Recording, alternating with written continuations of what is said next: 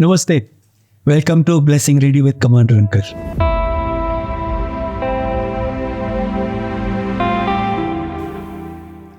जैसे मैं पहले भी कहता आया हूं, Blessing Radio with commander uncle में हम लोग स्पिरिचुअल लाइफ को सेलिब्रेट करते हैं। और आज हमारे साथ इस यात्रा में शामिल हुए हैं कैलाश भगत अंकल। अंकल मैं उन्हें इसलिए कहता हूं कि वह हमारे गुरु की संगत भी हैं, मेरे बड़े भाई भी हैं। बहुत आदर और बहुत सम्मान के साथ मैं उनके बारे में सिर्फ इतना कह सकता हूं कि उन जैसा दूसरा व्यक्तित्व मेरे जीवन में दोबारा पहले नहीं आया। राजनीतिज्ञ हैं, दार्शनिक हैं, आध्यात्म से भरे हुए हैं और ईश्वर में पूर्णतः विश्वास करने वाले। आइए उनका स्वागत करते हैं। अंकल आपका स्वागत है। कमांडर जय नीरज, आपका यहाँ पहुंचने पे बहुत बहुत धन्यवाद। और जब से आपसे मिलना हुआ, हमारी जिंदगी एक पहले से भी बहुत अच्छे तरीके से बीतनी शुरू हुई। हमारा बचपन शुरू से ही मेरा भगवान शिव के अंदर आराधना में रहा। मेरी माताजी चाहे कितनी बरसात होती थी, आंधी होती थी, तूफान होती थी, उन्होंने पैदल घर से गुरुद्वारे में जाना होता था। और सारी जिंदगी हमारे यहाँ बहुत उच्च कोटि के फकीर स्वामी चेतन देव जी थे, उनके यहाँ उनका डेली आना जाना रहता था। वो ऐसे फकीर थे जिन्होंने 12-12 साल गुफा में काटा और मुंह से जो शब्द निकाल दिया वो पूर्णतः पूरा हुआ। 76 में हमने पीवा एक कारखाना खरीदा और मेरी सबसे पहली मुलाकात महंत बंसीपुरी जी से हुई। महंत बंसीपुरी जी से मैंने एक ही चीज पूछी कि महाराज जी, हम अपनी शुरुआत कहां से करें? तो महंत बंसीपुरी जी ने कहा कि हमारे यहाँ वो स्थान है जो दुनिया में कहीं कहीं मिल सकता है आपको। वशिष्ठ प्राचीन गुरु वशिष्ठ का रात का शिवलिंग है, बालू रेत का। आप वहां से माथा टेको और अपने शुरुआत को वहां से करो। क्योंकि रामेश्वरम में भगवान श्री राम ने जो शिवलिंग स्थापित किया वो भी बालू रेत का, और जो उनके गुरु वशिष्ठ ने किया पेवा के अंदर वो भी बालू रेत। उस टाइम पे वहां जाने की कोई जगह नहीं हुआ करती थी। गोला चीका को एक सड़क निकलती थी, उससे निकल के जंगलों में जंगल टाइप बना हुआ था, कोई सड़क थी नहीं। तो वो जंगल क्रॉस करके तुम्हारे को उस मंदिर पे पहुंचना। तो जब मैं पहली बार गया तो वहां पे मेरे जितने पौधे थे सारे चारों तरफ वृक्ष थे। तो लोग एक ही बात कहते थे, आप इधर जा रहे हो, यहाँ नाग के अलावा कोई चीज होती नहीं, नाग ही नाग घूमते हैं।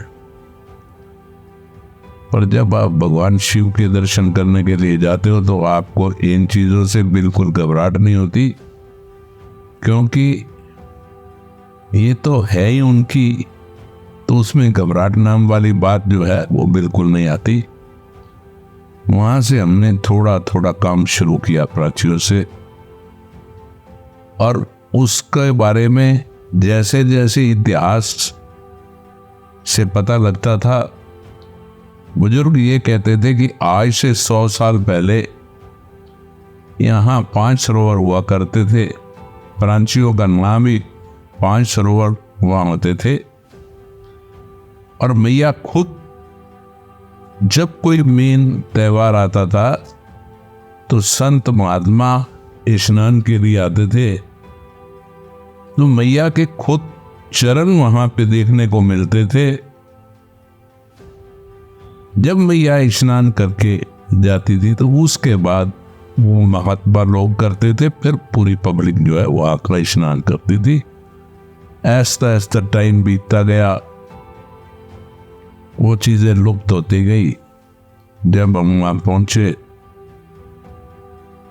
तो वहां पुरातन विभाग का एक पुराना टीला होता था। वहां पे 1000 साल पुरानी मूर्तियां भी मिली, जो चंडीगढ़ संग्रहालय में मूर्ति मिली, जो चंडीगढ़ संग्रहालय में है। और हम डेली माथा टेकने जाते थे, चाहे वो दिन रात को कितने बज जाए, पर एक बार वहां का माथा टेकना सिर्फ जरूर होता था।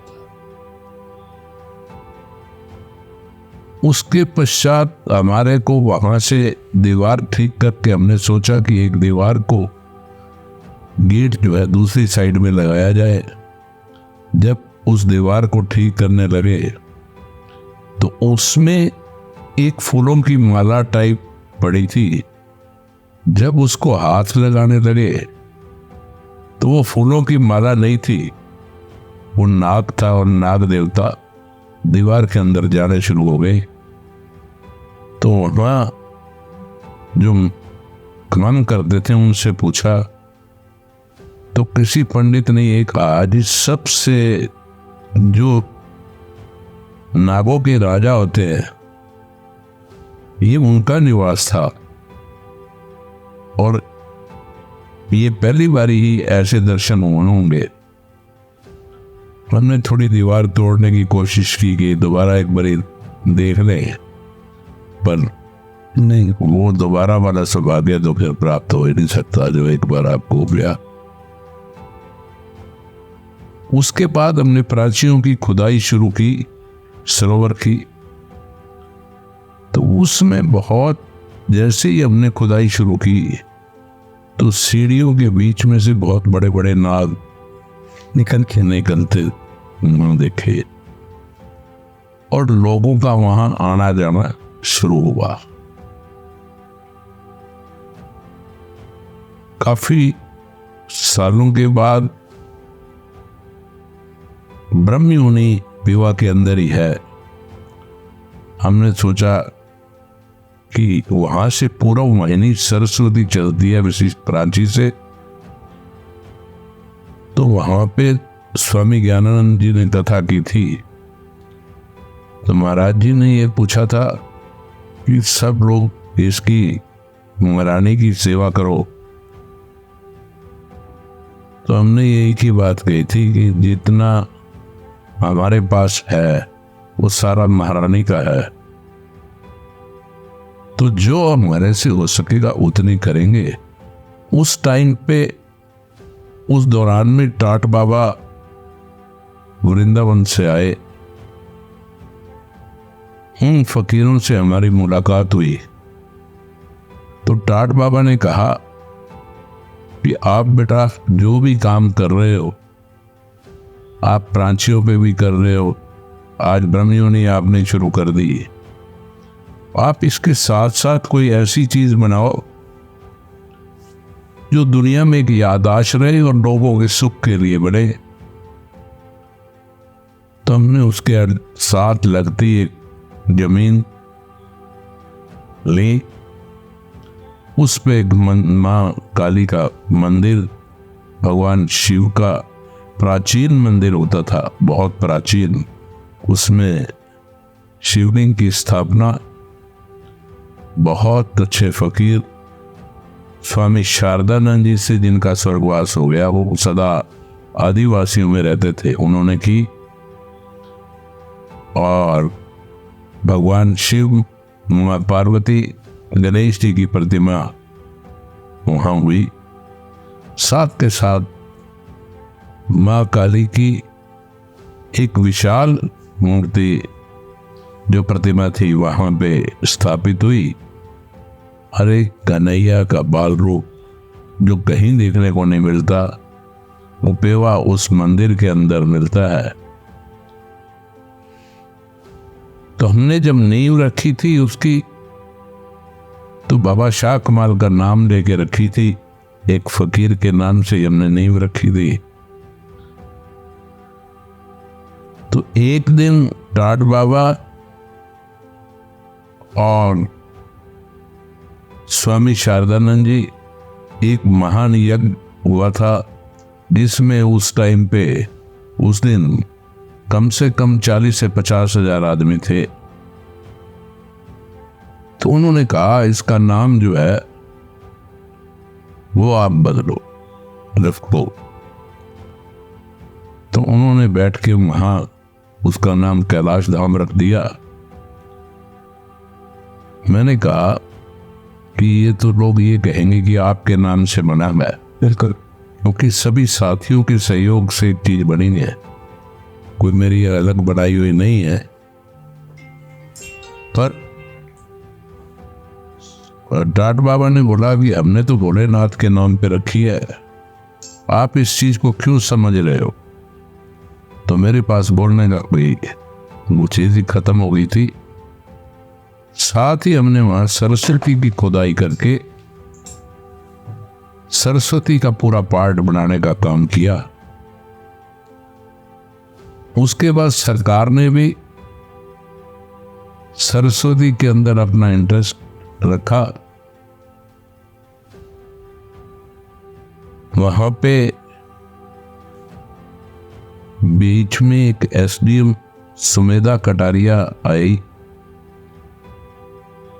उनका भी जो ध्यान था वो सिर्फ महारानी की तरफ था। वो आधी आधी रात तक उस काम पे लगे रही। उन्होंने अपना जितना टाइम वहां बीता वो मैया पे समर्पण किया। उसी के साथ इसके पश्चात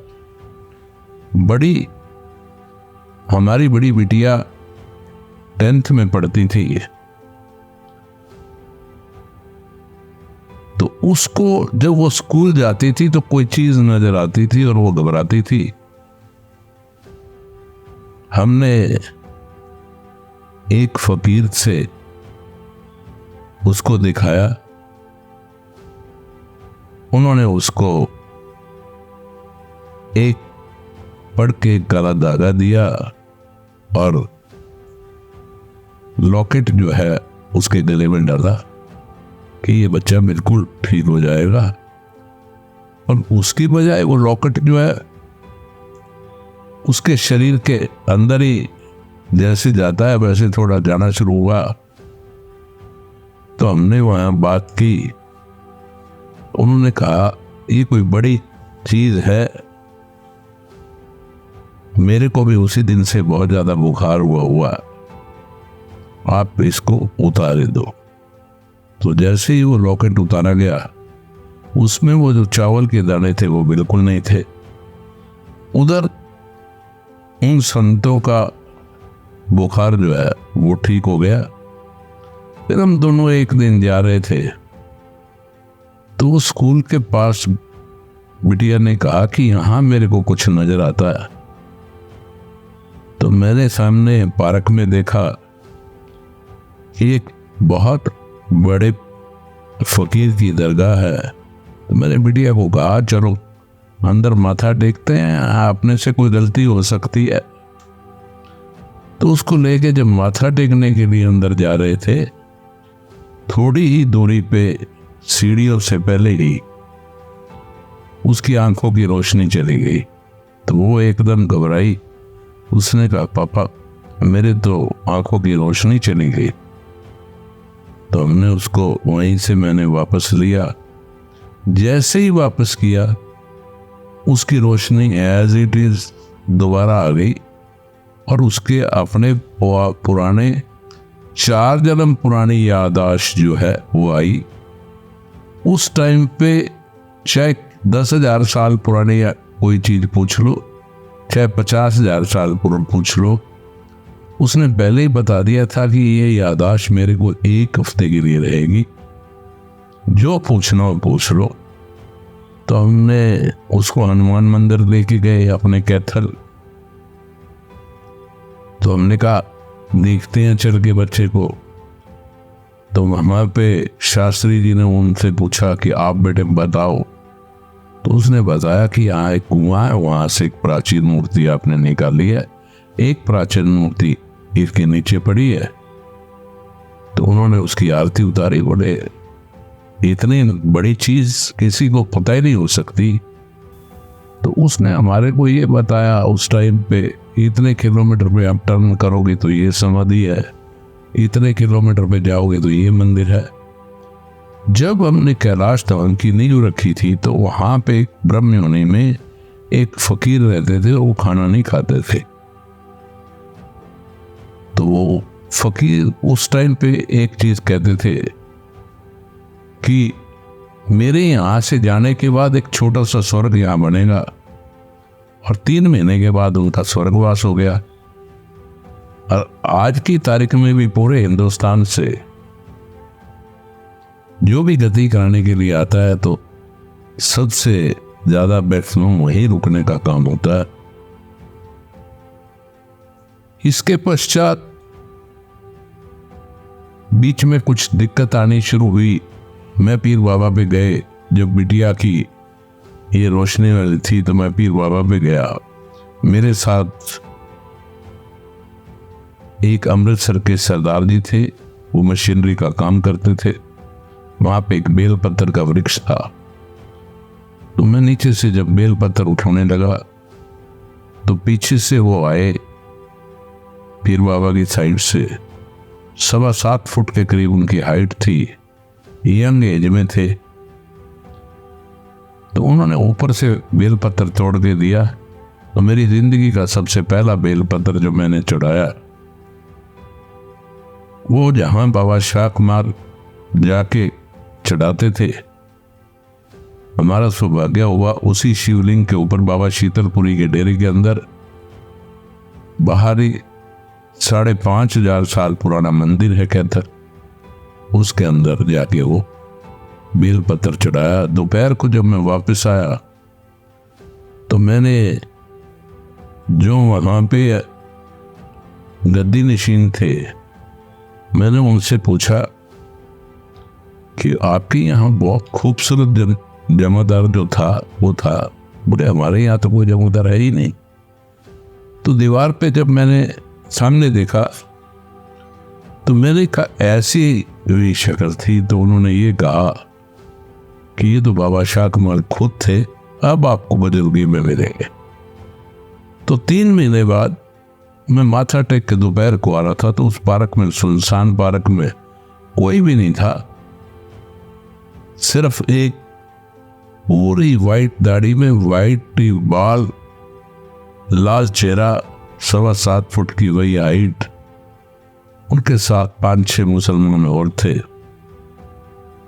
तो जब मैं वहां से क्रॉस कर रहा था तो कहते हैं बेटे राम राम। मैंने कहा राम राम।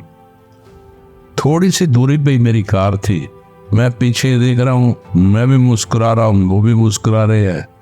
जैसे ही मैं कार में बैठा तो मेरे मन में एकदम एक चीज आई कि तेरी इस दरगाह पे इतने सुंदर खूबसूरत मुसलमान आए हैं, तो ये तो पूछ कहां से आए हैं, कुछ सामने से लेके खिला के दो जा। जैसे ही मुड़ के मैंने देखा कार से उतर के तो वहां कोई भी नहीं था। उसके बाद थोड़ी घर में प्रॉब्लम शुरू हुई। जब वो प्रॉब्लम शुरू हुई तो मेरी बहन मेरे से पहले 2-4 बार गुरु जी के दरबार में गई हुई थी। तो मेरे से बोली कि आपको सबसे बड़ा रास्ता एक ही है कि आप छतरपुर मंदिर जाओ और गुरु जी के यहाँ माथा टेको, आपकी सारी दिक्कत दूर होने शुरू हो जाएगी। मेरा पहला दिन था, मैं माथा टेकने के लिए गया। माथा टेक के सीधा मैं बाहर आ रहा था, तो बाहर आके एक साथी ने मेरे से पूछा कि आपने प्रसाद लिया? मैंने कहा नहीं लिया। बोले फिर आप वापस जाओ, कि गुरुजी के प्रसाद के बगैर तो सब अधूरा है। तो मैं दोबारा वहां पे पहुंचा। संगत बहुत ज्यादा थी, पर हमारे को पूरा टाइम महाराज जी के दर्शन करने को मिले, और बहुत अच्छा ये आभास हुआ कि तुम यार किसी बहुत अच्छी जगह पे आए हो। फिर मैंने पिछले 18 साल चौटाला साहब की पार्टी में रहा। कैथल से 3 इलेक्शन लड़े, ये दोनों भाई अलग हुए। तो मेरे को मेरे फादर शुरू से ही बीजेपी के थे, तो उन्होंने कहा आप बीजेपी की ज्वाइन तो बीजेपी में कर ले। मेरी बुजुर्ग एज के अंदर मैं ये देख रहा हूँ कि तू मेरे वाली पार्टी में आ गया, तो मैंने ज्वाइनिंग कर ली। पर मेरे मन के अंदर एक धारणा थी ज्वाइन करने टाइम कि यार तू मेंबर पार्लियामेंट की सीट लड़ेंगे। तो लोगों ने मेरे को एक आधे ने ये कहा था कि यदि करनाल और कुरुक्षेत्र में से एक सीट पंजाबी मिलेगी तो वो करनाल से भाटिया जी को मिली, तो निश्चित रूप से हमारी सोच जो अपने मन की थी वो नहीं थी। तो थोड़े टाइम बाद ही मैंने 6 महीने के बाद एमएलए का इलेक्शन था, तो दोबारा मेरा मंदिर में जाना हुआ। कमांडर अंकल से मुलाकात हुई। तो जब कमांडर अंकल से मुलाकात हुई तो मैंने कमांडर अंकल को कहा, कमांडर अंकल एमपी में तो अपने को नहीं मिली, एमएलए में अपने को टिकट पक्की मिलेगी। तो मेरे को कमांडर अंकल ने बताया कि नहीं, हमारे गुरुजी आपको इलेक्शन नहीं लड़ने देंगे। मैंने कहा क्यों नहीं होगा? तो अंकल ने एक ही बात कही, जो मैं कह रहा हूं आप उस बात को सुनो। हमारे गुरुजी आपको, आप मारुति ढूंढते हो, पर गुरुजी ने आपको मर्सिडीज देनी है, घर से बुला के आपको देंगे। पर मन जो है वो ये बात कहता है नहीं, ये चीज पॉसिबल नहीं है, क्योंकि हमारे तो मन के अंदर चीज ही एक थी कि मिलेगी। रात 8 बजे, शाम को 6 बजे से लेके 8 बजे तक टीवी चैनल पे सिर्फ कैथल से एक ही नाम था। सुबह जब टिकट डिक्लेयर होनी थी तो घर के बाहर बहुत ज्यादा रश था। सब लोगों को उम्मीद ये थी कि टिकट तो मिलेगी, पर एकदम लीलाराम जी को अनाउंसमेंट लीलाराम जी की हुई। मैं उसी टाइम घर में गुरु जी के दरबार में गया, माथा टेका। माथा टेकते ही मेरे को कमांडर अंकल की बात भी याद आई। तो मैंने कहा गुरुजी आप जो कर रहे हो, जो आप करोगे वही मंजूर है। और मैंने सबसे पहले टेलीफोन लीलाराम को किया कि भाई तेरे साथ है। तकरीबन 10 महीने 11 महीने के बाद सीएम साहब का मेरे पास टेलीफोन आया कि कैलाश तू पूरा टाइम डिवोट करना चाहता है तो पार्टी की कोई अच्छी जिम्मेवारी देते हैं। मैंने कहा जी मेरा बिजनेस भी है, 3 दिन का टाइम दूंगा। तो बोले चलो आपको चेयरमैन कल बनाए। अगले दिन 15 चेयरमैन नहीं डिक्लेयर हुई, तो मेरे को हैफर्ड की चेयरमैन के तौर पे सीएम साहब ने बिठाया। और गुरुजी की कृपा से जब से हैफर्ड में आए, हर काम जिस चीज को हम विचार करते हैं कि ये होना चाहिए, वो गुरुजी अपने आप ही पूरा करे जाते हैं। जो इम्पॉसिबल चीज है वो भी पॉसिबल होती जाती है। और मंदिर के अंदर जाने की जो है, हमने भी ये था कि दिल्ली जाएंगे तो यार जब भी दिल्ली गए तो बड़े मंदिर वो भी आना है। मेरे घर पे महाराज जी की जो प्रतिमा थी वो लेने के लिए पहले दिन मेरा ड्राइवर गया था दिल्ली से। जब वो लेके आया उसने मेरे को कहा कि बाबूजी मेरी सर्विस आज 27-28 साल ड्राइवरी करते हो गई है, पर इतनी लोडेड गाड़ी मैंने कभी नहीं चलाई। मेरे को यूं महसूस होता है कि जैसे 6 आदमी पीछे बैठे और जंप नाम की कोई चीज नहीं है। तो जब घर पे पहुंचे, पोर्च के नीचे गाड़ी खड़ी हुई तो छत के नीचे थी। जैसे ही हमने गुरु जी की प्रतिमा निकाली, उस पे अमृत वर्षा हुई। इतवार का दिन था। सारे अचंबा ये मानते रहे कि छत में से और ये अमृत वर्षा हो रही है। ये बड़ी अजीब सी बात थी और हमारे लिए तो बहुत ही अजीब थी। तो हमने रख दिया कल सोमवार है, सोमवार को गुरु जी का स्वरूप जो है वो लगाएंगे। तो गुरु जी के स्वरूप को सोमवार को जब हमने ऊपर लगाया तो हमने हलवे का भोग लगाया। हमारा बहादुर ने सबको हलवा खिला दिया। थोड़ी देर बाद कहता है कि जितना थोड़ा सा हलवा बनाया था जी सारे खाच पे उतना का उतना ही पड़ा है। तो हमने कहा तो यार बाहर भी दिया। तो वो बाहर दे के आया। उसके कुछ टाइम बाद ही तो पहली बार घर में सत्संग कराने लगे। तो कमांडर अंकल भी वहीं पे थे। हमारी बिटिया ईशा जब वो माथा टेकने के लिए अंदर आई तो उसने वहां पे जो देखा वो हमारे को बाद में बताया कि मैं जब अंदर आई तो मेरे को चेयर पे गुरुजी विराजमान थे।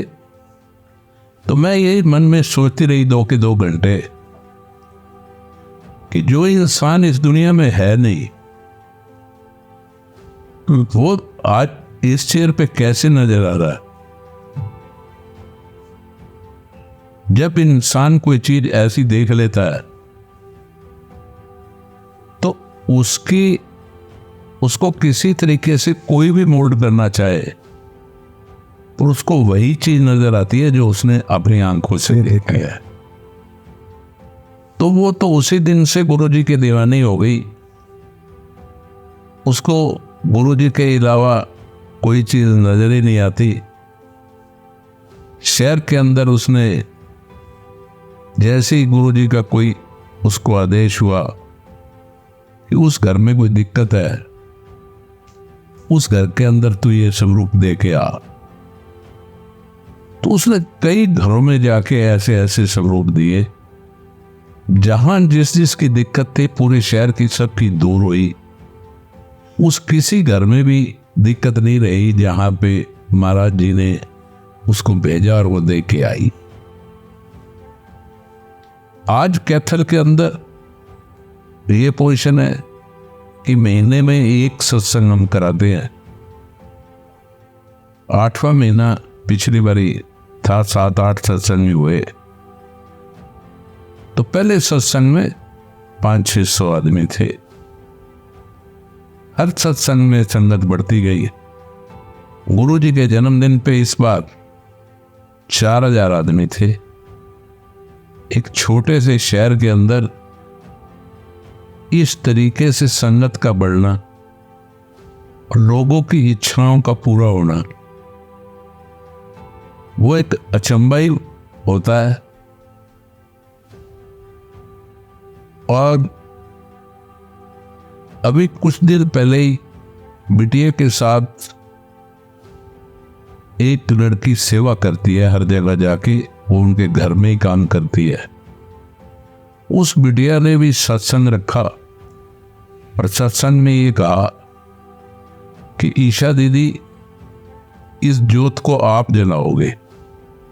ईशा चंडीगढ़ आई हुई थी, टाइम ज्यादा हो गया, ज्योत जल गई। ईशा वहां पे पहुंची जब, तो एकदम जैसे ही अंदर एंटर की, ऊपर से एक फूल गिरा उस जोत के ऊपर। वो जोत 1 सेकंड के लिए बंद हुई और ईशा ने वो जोत जलाई। तो वो कहती है, मैं मन में मान रही थी कि मेरी जोत ईशा ने जलानी थी।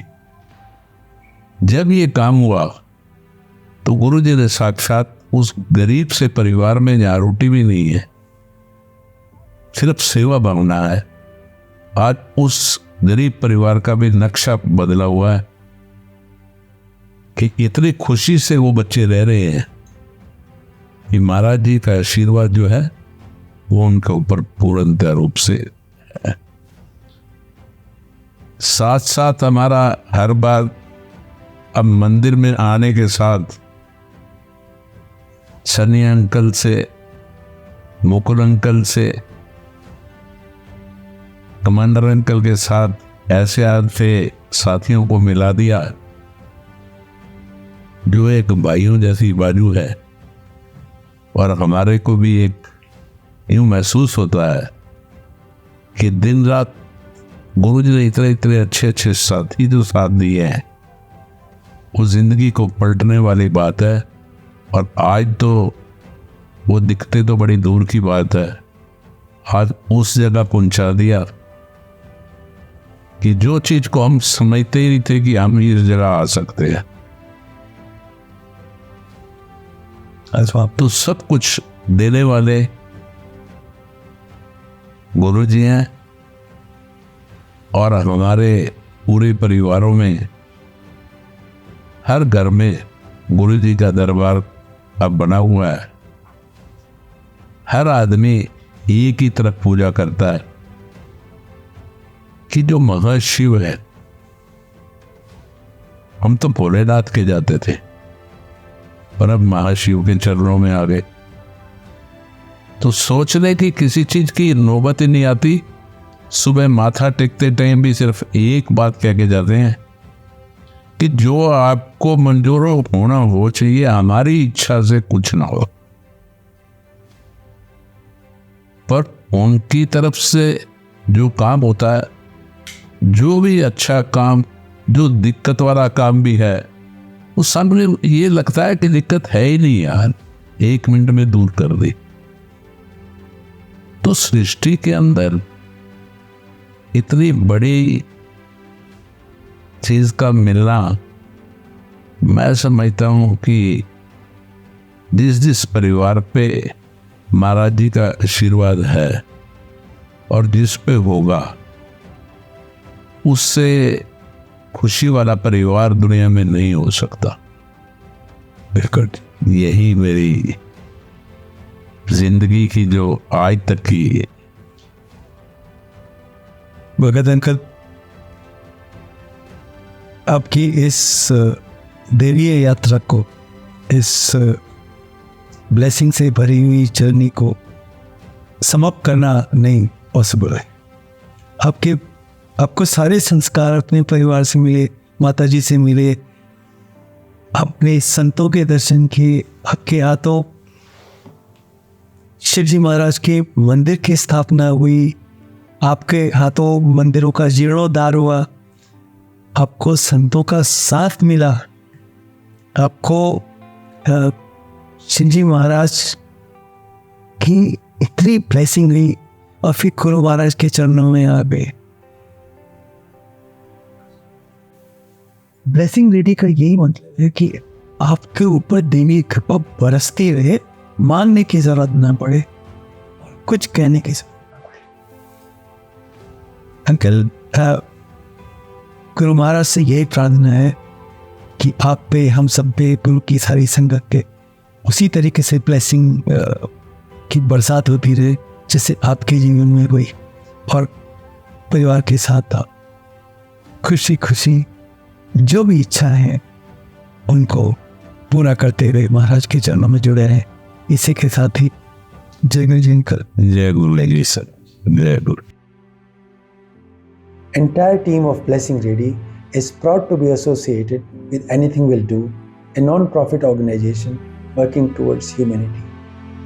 If you would like to be associated with anything we'll do, please follow the link given in the description below.